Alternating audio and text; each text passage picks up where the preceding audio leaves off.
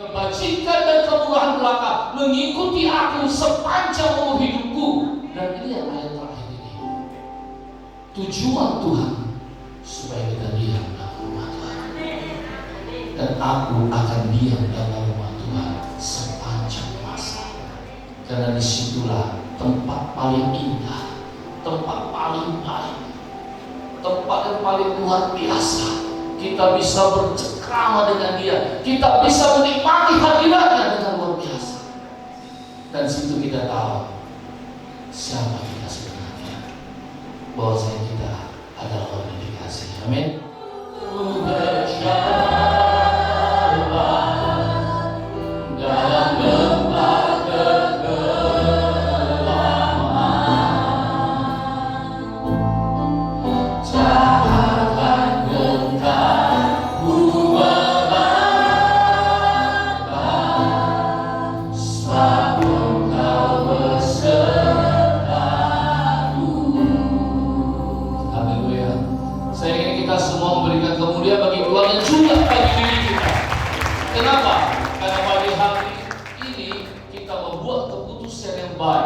Datang beribadah dan memuliakan nama Tuhan. Haleluya.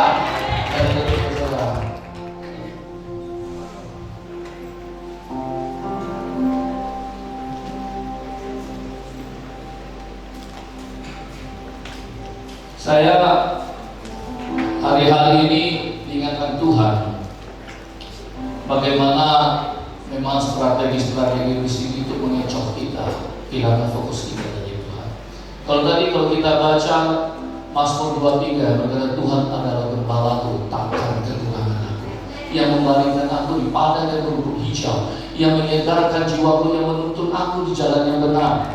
Sekalipun aku melewati lembah kekelaman, aku tidak takut bahaya, sebab Engkau besertaku. Gadamu dan tongkatmu itu yang menghibur aku. Engkau menyediakan hidangan bagi di hadapan lawan-lawanku. Engkau mengurapi kepalaku dengan minyak, pialaku penuh melimpah. Kebajikan dan kemurahan belaka mengikuti aku sepanjang umur hidupku. Dan ini yang ayat terakhir ini. Tujuan Tuhan supaya kita diam dalam rumah Tuhan.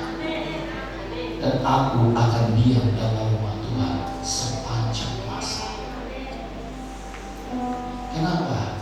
Karena disitulah tempat paling indah, tempat paling baik, tempat yang paling luar biasa. Kita bisa bercengkrama dengan Dia, kita bisa menikmati hadiratnya dengan luar biasa.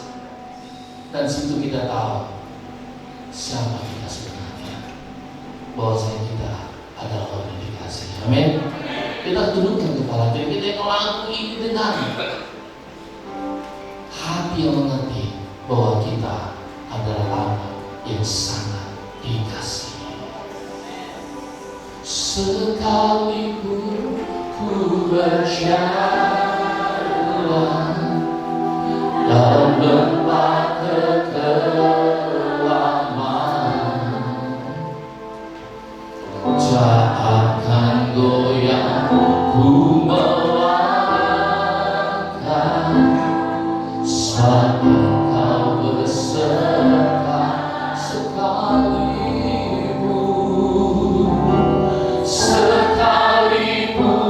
ku berjalan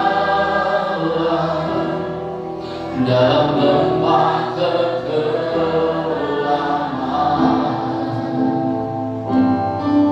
tak akan gentar ku melangkah, sebab Engkau besertaku. Hidup ini sejak daripada kita bangun pagi, kita sudah harus membuat keputusan. Betul? Kita harus putuskan apakah kita tetap tidur atau bangun. Tapi pagi hari ini saya sangat mengapresiasi Pak Supri itu semalam sakit. Ya, beliau biasanya demam ya. Tapi habis lagi pagi demam. Pak Firmanta sedang suaranya terganggu. Tapi mereka memutuskan hari ini. Ya. Kita semua di sini memutuskan di tengah cuaca yang enak sekali buat tidur, kita memutuskan hari ini. Amin. Oke. Paulus pernah menghadapi satu situasi Ya, 1 Korintus 2, kita baca ya sama-sama. 1 Korintus 2 ayat 1 sampai 5. Aku tidak datang dengan kata-kata yang indah atau hikmat untuk menyampaikan. Ayat 2. Sebab aku telah memutuskan untuk tidak mengatakan apa-apa di antara kamu selain Yesus Kristus, yaitu Dia yang.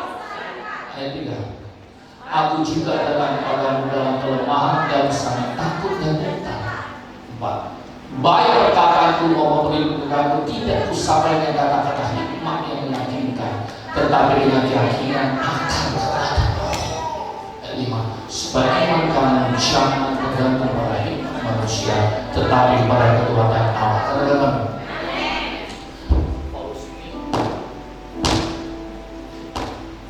Paulus ini dia mengalami satu pergumulan dalam hidupnya. Pergumulan. Dia sedang juga mengalami suasana yang tidak enak di dalam hatinya, sangat tidak enak. Dia bahkan sangat takut dalam keadaan ketakutan. Di dalam suasana hati yang sangat tidak enak. Tapi dia memutuskan. Dia mengambil keputusan. Dia tidak mau tahu tentang apa-apa tentang jemaat di Korintus selain Yesus Kristus yang disalibkan. Kalau satu dikatakan dia datang ke ayat 1 coba. Ayat 1 dia lagi. Dia datang ayat 1 boleh? 1 Korintus 2 ayat 1 ya. 1 Korintus 2 ayat 1 please.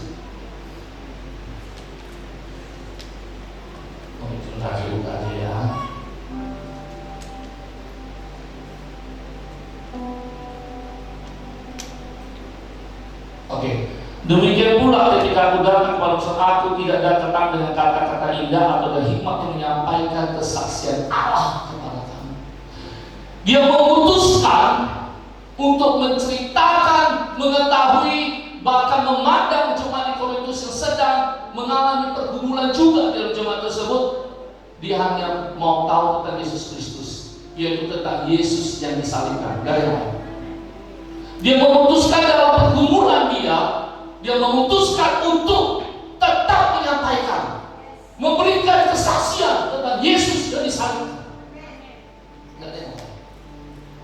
Di dalam kita punya pergumulan hidup kita. Sering kita dengar kesaksian. Dulu saya sebelum ikut Yesus, saya nggak kaya, nggak punya mobil. Sekarang mobil saya 5. Wow, kata orang tepuk tangan meriah. Tapi kita harus tidak jarang sekali terdengar orang bilang, saya belum ikut Yesus, saya itu susah. Sampai sekarang kondisi saya tetap susah, tetapi hati saya melimpah dengan ucapan syukur. Kenapa? Hal tersebut harus lebih sering kita kerjakan. Bukan lagi kondisi-kondisi yang nyata di depan kita yang menjadi kesaksian hidup, tetapi hati kita melimpah dengan ucapan syukur. Kita bersyukur bahwa jemaat di sini selalu bersahadi. Kita bersyukur bahwa pengajar di sini selalu bersahadi memuliakan nama Tuhan. Kita bersyukur bahwa jemaat di sini selalu bertumbuh untuk memuliakan Tuhan. Amin. Kita bersyukur keadaan kita selalu penuh dengan limpahan ucapan syukur kepada Dia. Melimpah ada kesaksian tentang Yesus Kristus. Waktu ada pergumulan, Paulus dia putuskan, dia menceritakan tentang Yesus. Dia tidak ceritakan pergumulannya, dia ceritakan dengan tidak apa yang membuat dia takut, gentar, bla bla bla. Tidak, dia putuskan hanya tentang Yesus. Filipi 2 ayat 5 sampai 11.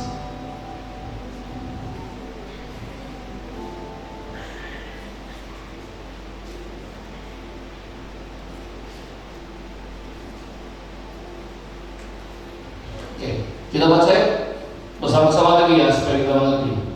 2, 3. Hendaklah kamu dalam hidupmu bersama menaruh pikiran dan perasaan terdapat juga dalam Kristus Yesus, yang walaupun dalam rupa Allah tidak menganggap kesetaraan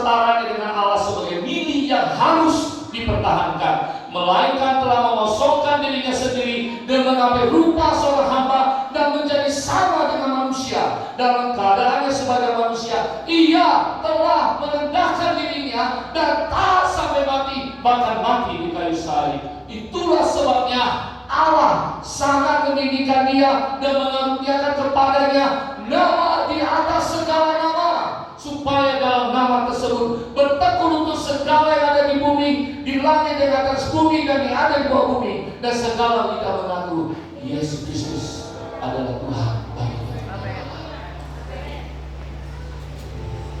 Saudara tahu, iblis mengecoh kita supaya ini tidak terjadi. Oh, Yesus Kristus nama yang hebat itu jarang kita pakai. Intensitas kita memakai di dalam nama Yesus akan menciptakan the power of creation. Waktu keadaan dibalik baik, di dalam nama Yesus ciptakan keadaan yang baik. Amin. Iblis mengecoh kita supaya kita tidak ambil keputusan. Dia mengecoh kita supaya kita ambil keputusan tenggelam di dalam apa yang menjadi persoalan. Waktu saya membaca ini dulu, saya memahami ayat ini bahwa kita harus mengosongkan diri dan merendahkan hati kita. Hari ini saya tidak pahami dengan hal ini. Ya, satu di ayat 5 bilang begini, hendaklah kamu dalam hidupmu bersama menaruh pikiran dan perasaan yang terdapat juga dari Kristus Yesus. Apa yang menjadi pikiran dan perasaan Yesus? Itu tercermin dari bawahnya. Apa yang dilakukan Yesus bagi kita? Bahkan Yesus mati di kayu salib dalam keadaannya sebagai manusia. Dia menerima deras, dia menerima setiap derita, dia menerima setiap pukulan sebagai manusia.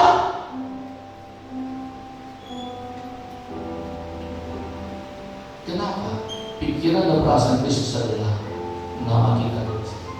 Dia sangat mengasihi kita. Amin. Dia sangat mencintai kita. Ada nama Wijaya di situ, ada nama Pak Supri di situ, ada nama Pak Imata, Tandu dan semua kita di situ. Jauh bahkan sebelum kita dilahirkan. Jauh. Pikiran dan perasaan Kristus ada. Kita harus memikirkan hal yang sama dengan Kristus, bahwa Dia sangat mengasihi kita, dan karena Dia sudah sangat mengasihi kita, maka Dia tahan setiap cerita waktu Dia menerima pukulan-pukulan itu. Dia tahan semuanya. Supaya apa? Supaya kita bisa memakai nama di atas segala nama. Dan supaya Yesus Kristus menjadi Tuhan bagi Indonesia, bagi segala bangsa. Amin. Ibrani 4 ayat 15-16 begini. Sebab imam besar kita punya itu adalah imam besar yang sudah melintasi segala langit. Dan dia juga, coba kita baca Ibrani 4 ayat 15 ayat 2-3. Sebab imam besar yang kita punya bukanlah imam besar yang tidak dapat untuk merasakan kelemahan, sebaliknya sama seperti kita, ia telah dicobai namun tidak berbuat. Kenapa Tuhan Yesus tidak berbuat dosa dalam keadaan waktu kita manusia? Karena Dia memutuskan, Dia mengasihi kita. Dia memutuskan untuk menjalani itu. Hari ini kita memutuskan diri kita. Hari-hari kita memutuskan keputusan. Kita mau bagaimana? Kita memutuskan menceritakan Yesus yang ajaib, atau kita memutuskan kita tenggelam. Selalu ada alasan untuk membenarkan diri kita, karena memang keadaan itu kita terima betul. Secara manusiawi itu betul kita terima, dan itu memang benar, kita tidak salah. 1 Petrus 2:20 berkata adalah kasih karunia kalau seseorang menderita karena bukan kesalahan kita lakukan. Kasih karunia bukan bicara hanya kita mendapat melimpah, tidak. Adalah kasih karunia kalau seseorang menderita karena bukan karena kesalahan yang dia lakukan. Kenapa? Karena ada pengorbanan. Waktu dia memutuskan, aku mau ceritakan tentang Yesus, aku tetap mau ceritakan tentang Yesus yang ajaib. Waktu dia putuskan mengalahkan karena tidak baik itu, di dalam nama Tuhan Yesus itu berubah menjadi baik. Dia putuskan. Amin. Semua itu ada keputusan kita. Dia memberikan kita free will, supaya dalam free will itu kita menemukan cinta itu selama diri kita. Supaya waktu datang goncangan, keputusan-keputusan itu membantu kita seperti lagu tadi. Sekalipun ku berjalan dalam lembah kegelapan, tak akan gentar ku melangkah saat Engkau besertaku.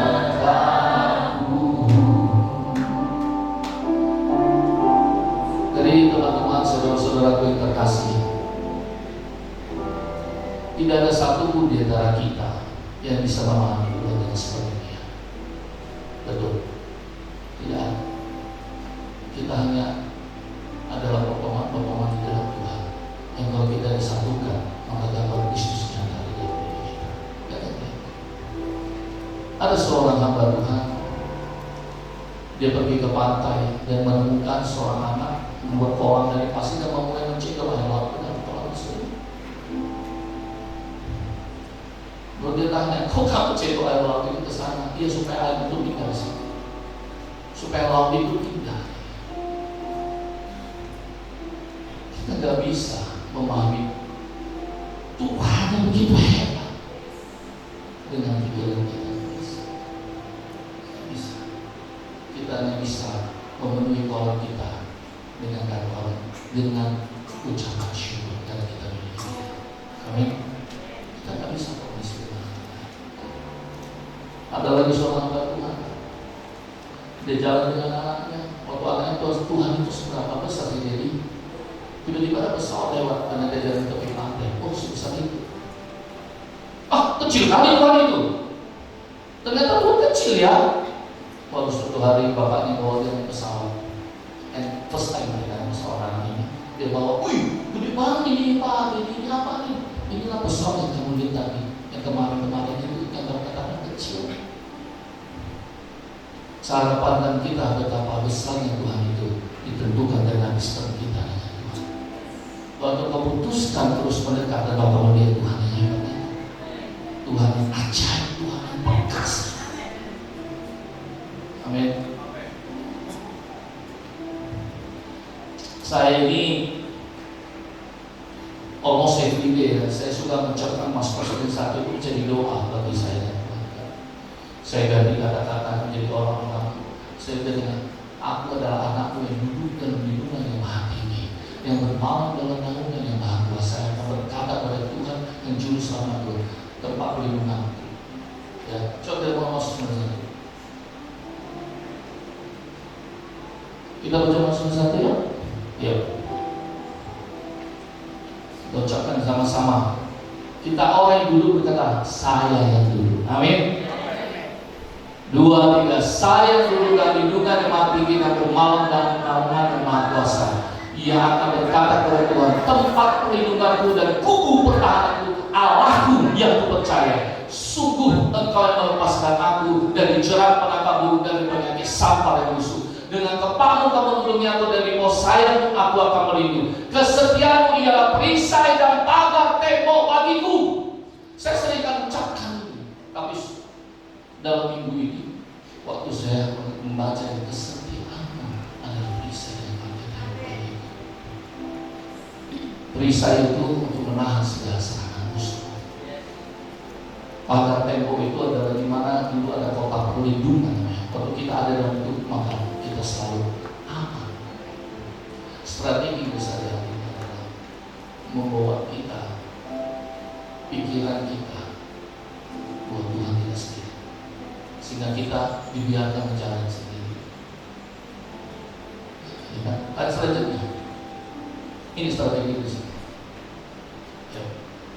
Aku tidak usah takut terhadap kedahsyatan malam, terhadap pangan terbang di waktu siang, terhadap penyakit sampar yang berjalan di dalam penyakit menular dan mampu. Begini, teman-teman dan saudara-saudara saya kasih, iblis itu selalu mengecoh kita dengan keadaan yang buruk yang terjadi di sekitar kita. Dia berusaha mengecoh kita. sesuatu akan terjadi yang bos yang terjadi akan terjadi. Waktu ada sesuatu terjadi, ada sesuatu yang terjadi. Yang jelek pasti terjadi. Dan ini ada panah, ada ini, waktu ini udah mulai kita. Dan kita mulai berpikir. Dan kita bersyukur pada firman Tuhan ini. Di dalam Mazmur berkata waktu ada hal-hal seperti itu, ada keputusan dibuat, kita mengomongkan dalam firman Tuhan, walau 1000 rebah di sisiku, 10.000 rebah di sebelah kananku, sekali-kali tidak akan pernah menimpa. Keputusan kita adalah mengatakan firman Tuhan di dalam nama Tuhan Yesus. Itu harus kita lakukan. Itu harus kita buat dalam diri kita. Dan itu kembali pada kita masing-masing. Apa yang dikatakan di sini, diucapkan di sini itu adalah hanya bagian-bagian kecil. Bagian terpenting dalam usaha kita, usaha manusia mengenal akan yang Maha Kuasa atau Tuhan adalah duduk diam dan biarkan dirinya dipahami. Tuhan kasihkan satu kalimat itu buat saya.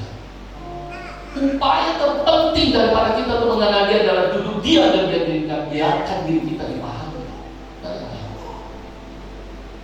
Kita tidak bisa memahami Dia sepenuhnya, tapi kita bisa tahu Dia memahami kita sepenuhnya. Sehingga keputusan kita adalah keputusan yang penting yang memuliakan nama Tuhan Yesus. Amin. Saya akan tutup di ayat ini. Mazmur 7 ayat 37. Ya.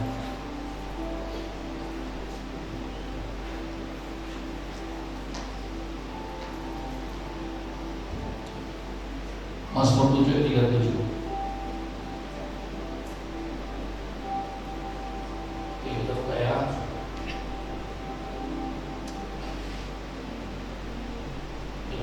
Masuk 7 ayat 7 ya. Markus 7 ayat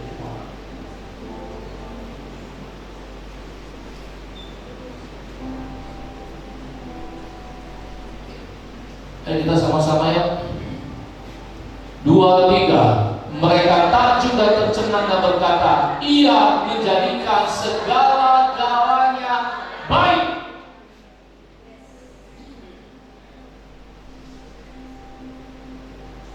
Iblis mengecoh kita melalui sekeliling kita yang terjadi supaya kita tidak bisa memahami bahwa Ia sudah menjadikan segala-galanya baik.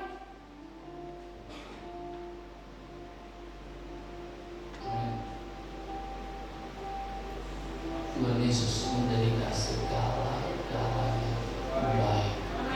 Apapun keadaanmu yang sedang kau alami sekarang, waktu engkau mengambil keputusan kau mengerti, Ia menjadikan segala-galanya baik. Jangan pernah overthinking terhadap keadaan yang sedang kau alami. Tidak usah overthinking, mikir terlalu jauh, tidak usah. Kita cuma disuruh mikir simpel bahwa Dia menjadikan segala-galanya baik di dalam nama Tuhan Yesus Kristus. Amin. Hari ini apapun pergumulan kita, ambil keputusan. Katakan kepada Yesus. Yesus ini di mana? Yesus yang sudah memberikan namanya bagi kita. Kesaksian Kristus Allah bukan retorika, bukan dengan kata-kata manis atau pintarnya kita menyusun merangkai kata, bukan dengan hikmat dan perkataan manusia, bukan. 1 Korintus 4 ayat 20 jelas berkata, kerajaan Allah bukan terdiri dari perkataan, tetapi dari kuasa. Apa itu? In the name of Jesus. Hanya ada satu kuasa yang bisa menjadi the power of creation untuk merubah segala menjadi baik, yaitu di dalam nama Tuhan Yesus Kristus. Usaha manusiamu, pemikiranmu tidak bisa. Dan ingat baik-baik, jangan pernah kita merasa bisa mengubah orang. Yang mengubah adalah di dalam nama Tuhan Yesus Kristus. Amin. Kita bagi berdiri. Haleluya. Sekalipun ku berjalan dalam lembah kegelapan,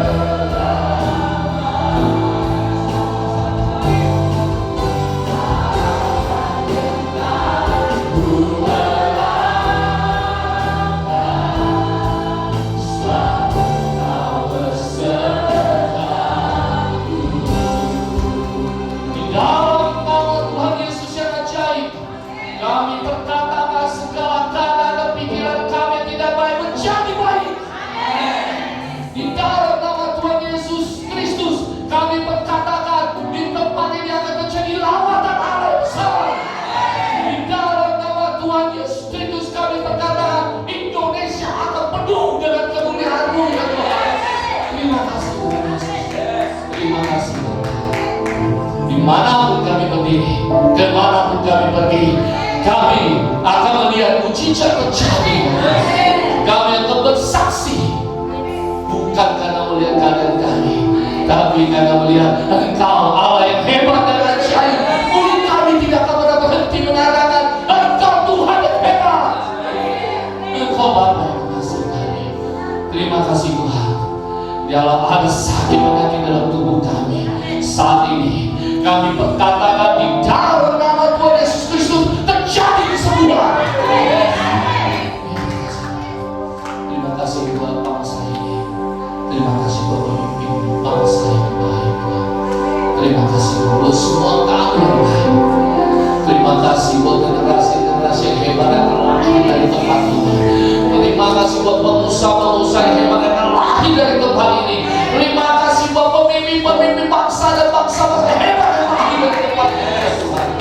Mata kami tertuju kepada Engkau, dan kami mau ceritakan hadirat Yesus yang ajaib, Yesus yang hebat. Terima kasih Tuhan. Terima kasih Allah. Terima kasih Allah. Terima kasih. Sekalipun